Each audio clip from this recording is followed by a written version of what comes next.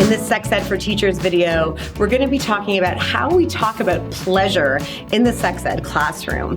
We know often teachers feel really nervous and uncomfortable to tackle this topic, but we also know it's what students want to hear from us, that sex doesn't have to be scary, it's not all about the risks, it can also be about pleasure and having fun. Study after study tells us that students want to talk about pleasure in sex ed classes, but that teachers often feel uncomfortable discussing it. So let's get into it.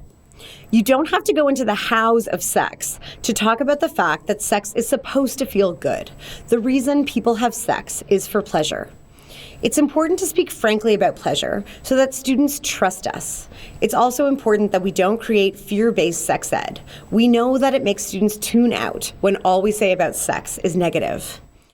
I love teaching about the work of Emily Nagoski in her work Come As You Are, where she talks about what might help us hit our gas pedal and what might hit our brakes pedal when we're in sexual scenarios. That's a good framing for helping students understand what feels good and what doesn't feel good to them.